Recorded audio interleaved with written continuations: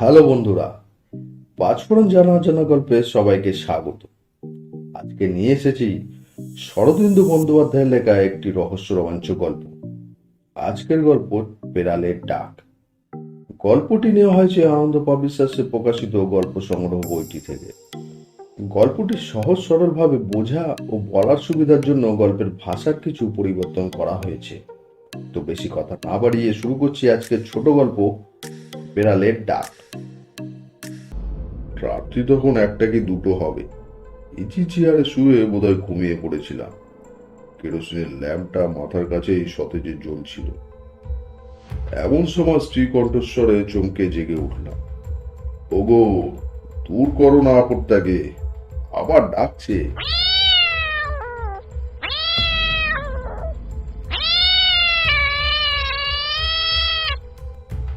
ঠিক যে বিছানার উপর খোকা জ্বরের ঘুরে অজ্ঞান অচৈতন্য হয়ে পড়েছিল, তার মাথার দিকে বন্ধ জানালার উপরে বসে বিড়ালটা ডাকছিল।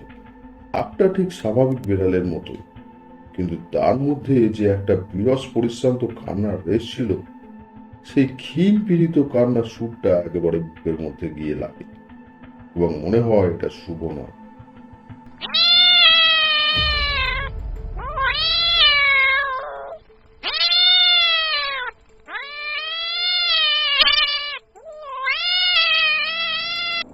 জানলা খুলে তাড়া দিতে বিড়ালটা লাফ দিয়ে অন্ধকারের মধ্যে মিশে গেল।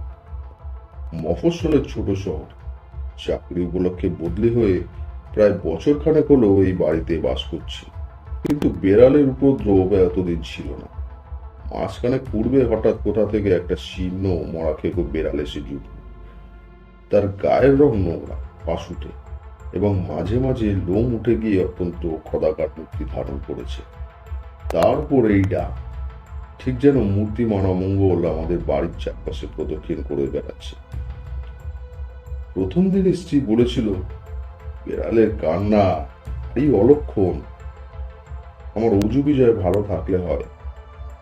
শব্দটা আমাকেও কোথায় যেন আঘাত করেছে, কিন্তু স্ত্রীলোকে যা সহজে স্বীকার করে আমরা তা করি না। তাই বলেছিলাম, তুমিও যেমন। তারপর রোজ এরকম চলতে লাগলো। দিন 5-6 পরে স্ত্রী আবার সশব্দে বললেন, ওগো, আমার ভারী ভয় করছে। বাড়িতে রোজ এরকম বেড়ালের কান্না ভালো নয়। দাঁড়ালেও তো যায়, তুমি লক্ষ্মী ছাড়া জন্তুটাকে গুলি করে মেরে ফেলো। ইতস্তত করতে লাগলাম। শুধু কেঁদে বেড়ানোর অপরাধে একটা জীবকে মেরে ফেলতে হাত ওঠে, কিন্তু কি উপায় যে সেটাকে বাড়ি ছাড়া করব সেটাও বুঝতে পারছিলাম না। বামুন ঠাকুরকে ধরতে আদেশ দিলাম। ফলে বামুন ঠাকুর 2 ঘন্টা কোলেতে একটা ধামা নিয়ে বেড়ালটাকে তাড়া করে বেরিয়েছে। রুগ্ন বলে বেড়ালটার পালাবার ক্ষমতা কম, সে ধরা দিল না। তখন বাড়িতে জারি করে দিলাম, যে বিড়ালটা ধরতে পারবে তাকে একটা বকশিস দেব। বাড়ি শুদ্ধ চাকর বাকর উঠে পড়ে লেগে পড়ল। এমনকি আমার বড় ছেলে অজয়, তার বয়স 8 বছর, সে পর্যন্ত সেটাকে ধরবার জন্য নানা রকম ফন্দি ফিকির আঁটতে লাগলো। কিন্তু আশ্চর্য ধূর্ত ওই বিড়ালটা সকলের ষড়যন্ত্র ব্যর্থ করে দিয়ে সে বাড়ি প্রদক্ষিণ করে বেড়াতে লাগলো। এবং তার কান্নার সুর যতই মর্মভেদী হোক না কেন, সে আমাদের মিলিত প্রয়াস বিফল করে দিয়ে বেশ আমোদ উপভোগ করছে, সেটা বুঝতে পেরে আমাদের উত্তেজনা আরো বেড়ে গেল। এক এক সময় তার নির্জীব ক্ষুধাক্লিষ্ট নিতান্ত সিহীন চেহারাটা দূর থেকে দেখে ভাবতাম, কি চাই, কিসের জন্য এই অতৃপ্ত কান্না। এ পর্যন্ত একদিনও সে রান্নাঘরে ঢুকেনি। খাবারের প্রলোভনে তাকে ধরাবার চরমস্ত চেষ্টা ব্যর্থ হয়েছে, তবে কেন? কিন্তু তখনও জানতে পারিনি কি বিরাট ক্ষুধা নিয়ে সে আমাদের বাড়িতে দেখা দিয়েছিল। একদিন সন্ধ্যাবেলায় চাকর ছেলেদেরকে নিয়ে বেড়াতে গেছিল। ছোট ছেলে বিজয় একগা কাদা মেখে কাঁদতে কাঁদতে ফিরে আসলো। চাকর অপরাধ কুণ্ঠিত কণ্ঠে জানালো যে রাস্তার পুলের উপরে খেলা করতে করতে খোকাবাবু হঠাৎ নিচে পড়ে গেছে। তার শরীরে আঘাত লাগেনি, কাদার মধ্যে পড়েছিল এই ভাগ্যে। ভাগ্যের কথা শুনে আমার মাথা ঘুরে গেল, কারণ সেই পুলটা নিচ দিয়েই শহরের গলিত দুর্গন্ধের নালা বয়ে গেছে। বিজয় তারই কাদার মধ্যে পড়েছিল। পরদিন একটু জ্বর এবং দিন তিনেকের মধ্যে টাইফয়েড রোগের সমস্ত লক্ষণ প্রকাশ পেল।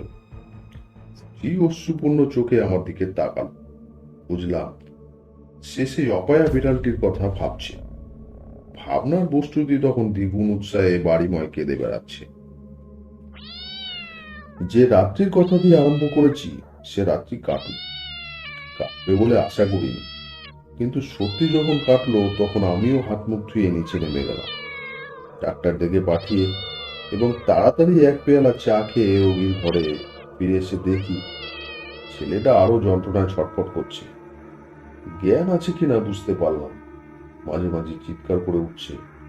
আমি ঘরে প্রবেশ করবা মাত্র তার মায়ের গলা সজোরে জড়িয়ে ধরে তার বুকের কাছে টেনে ধরে কেঁদে উঠল, মা, ওই বেড়াল, আমি যাব না। স্ত্রী দুহাতে ছেলেকে বুকে চেপে ধরে কেঁদে উঠল, কিন্তু তখনই আবার দাঁত দিয়ে ঠোঁট চেপে কান্না রোধ করলো। সেই মুহূর্তে নিচ থেকে বেড়ালের ডাক আসলো। আমি আর সেখানে দাঁড়ালাম না, তাতে দাঁত চেপে নিজের ঘরে গিয়ে বন্দুকটা তুলে নিলাম। টোটা পরে ভেতরের বারান্দায় এসে দাঁড়ালাম। শীতের সকাল, রোদ উঠেছে, কিন্তু কুয়াশা সম্পূর্ণ দূর হয়। মস্ত উঠানের অন্য প্রান্তে একটা অঞ্চ বাঁশের মাচা ছিল। পুইডাটা এবং আরো কি লতা দিয়ে মাচাটা আগার ঢাকা। তার উপরেই বসে জন্তুটা আরামে গায়ে লোম যাচ্ছে। বন্দুকটা তুলেই ফায়ার করলাম। বোধহয় অত্যাধিক উত্তেজনায় হাতটা কেঁপে গেছিল। বিড়ালটা এক লাফে অদৃশ্য হয়ে গেল। সঙ্গে সঙ্গে মাচার উপরে একটা জিনিস পড়ার শব্দ। বন্দুকটা সেখানে ফেলে দ্রুত নিচে নেমে গেল। দেখি আমার বড় ছেলে অজয় মাচার পাশে পড়ে আছে। বন্দুকের গুলিটা তার রগের ভেতর দিয়ে মাথায় ঢুকেছে। দেহে প্রাণ নেই। মরবার আগে একটা ক্ষুদ্র কাতরুক্তি করবারও সুযোগ সে পায়নি। একটা ছোট চুবড়ি তার হাতের পাশে পড়েছিল। তারপর আর কি, ছোট ছেলে বিজয় বেঁচে উঠেছে, চিকিৎসা বা সেবার গুণে নয়, তার পরম আয়ু ছিল বলে। যে বেড়ালটাকে ক্ষুধিত অবস্থায় হাজার চেষ্টা করেও তাড়াতে পারিনি, আজ ক্ষুধার অবসানে সে আপনা আপনি চলে গেছে।